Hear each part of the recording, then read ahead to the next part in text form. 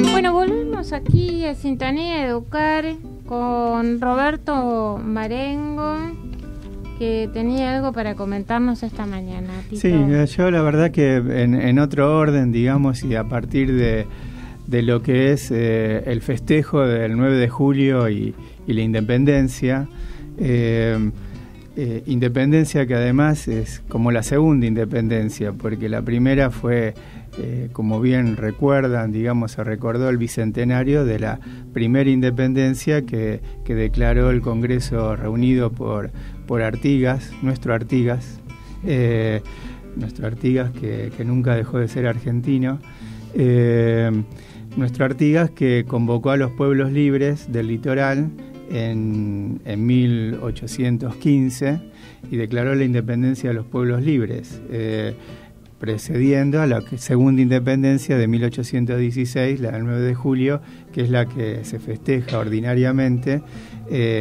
y que la historiografía liberal suele ocultar, aquella otra, la de nuestro Artigas, que precedió a la del 9 de julio. Pero bueno, más allá de estas discusiones del orden de la historiografía, de lo que se oculta y de lo que se dice, es cierto que nosotros festejamos la independencia, y en este festejo de la independencia quería traer como un aporte, digamos, pensar en términos de lo que significa la independencia en el orden de la cultura. Porque tenemos como construida una historia de independencia, una historia de lucha contra el poder colonial español a partir de lo que es las grandes hazañas militares. Pero queda un poco como, desde mi punto de vista, ocultado, digamos, lo que significa la independencia a nivel de la cultura. Poder como independizarnos, diría rápidamente, independizarnos de la cabeza. Y para esto, digamos, la educación forma parte esencial de poder construir esa independencia. Sin embargo, digamos, esto no está tan claro. No está tan claro en la medida que, en primer lugar, creo que la composición, digamos, de la sociedad argentina es una composición más que interesante en términos de lo que es la herencia del colonialismo español, por un lado, y por el otro lado todo el aporte de la inmigración, que si uno lo ve desde el punto de vista nacional, digamos, serían como los dos grandes problemas que tenemos que resolver en la constitución de una identidad nacional unificada. Lo interesante de todo esto es que estos dos aportes a nosotros nos brinda la oportunidad de pensar en términos de diversidad, en términos de amplios aportes culturales, amplios aportes en todos los términos en que justamente se constituyó la identidad argentina, una identidad más cerca de Alberdi, que pensaba en esto de que crear, digamos, una identidad en el marco de la diversidad. Y claro, en esta combinación hay algunos que salen favorecidos, los europeos, y otros que salen desfavorecidos, como son nuestros amigos, compañeros y hermanos de los pueblos limítrofes. No es lo mismo recibir un aporte cultural de Francia, incluso hasta de España, que recibirlo de Bolivia o de Paraguay. Entonces ahí es donde la cuestión de esta cuestión de la independencia y la construcción de una identidad soberana y nacional se vuelve problemática, se vuelve desigual en términos de la desigualdad cultural. Y ahí es donde creo que hay una oportunidad para construir una independencia desde la cabeza y en las escuelas, porque las escuelas sí los reciben y en las escuelas están presentes estas culturas que son culturas que quedan subordinadas, que tienen que hacer su lugar en este país que no es su país, están en el lugar del extranjero y encima en un lugar subordinado y discriminado y estigmatizado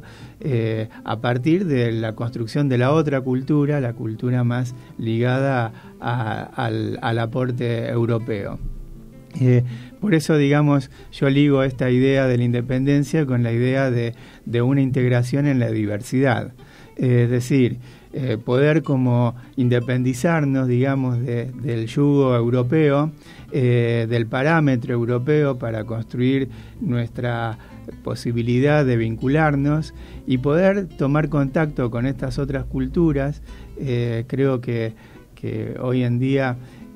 para mí resulta innegable el aporte que hace el Papa Francisco en esta gira que está realizando por Latinoamérica y en los hechos recientes, no solamente al pedir perdón por los resultados de la conquista de América y la participación de la Iglesia en ese proceso tan lamentable y tan poco visible, ¿no? Lo que resultó la conquista de América y sus resultados. Yo siempre le digo a mis alumnos, muy pocas películas, por ejemplo, ponen en evidencia semejante situación que por la que atravesó América, muy poquitas. Y la literatura ni hablar, no hay literatura salvo la de los cronistas. Claro. O los cronistas españoles, que también no son del todo leídos y que muchos de ellos denuncian toda la situación de lo que fue la conquista de América. Pero bueno, este aporte que hace el Papa Francisco es un aporte significativo en poner visibilidad, ver a Evo Morales junto al Papa y entregarle un regalo que surge de lo profundo, digamos, del pensamiento también latinoamericano, producido por un padre jesuita. Todo esto hace, digamos, y cómo se lo relata, cómo se arma de todo eso un relato, habla un poco de en qué lugar de la independencia estamos, en qué punto de la independencia estamos, y sobre todo de esta parte de la independencia, y voy a citar a algunos autores más ligados al pensamiento latinoamericano y nacional,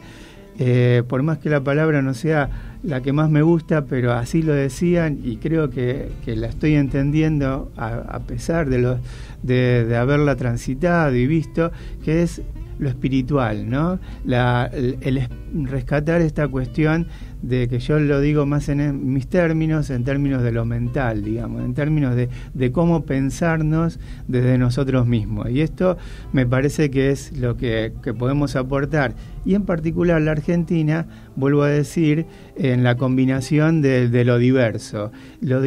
en términos de igualdad y no en términos de inferioridad y superioridad. Esta es un poco como mi reflexión acerca de la independencia, una independencia que siempre se está construyendo, una independencia política y una independencia que ojalá aspiramos a que también sea cultural.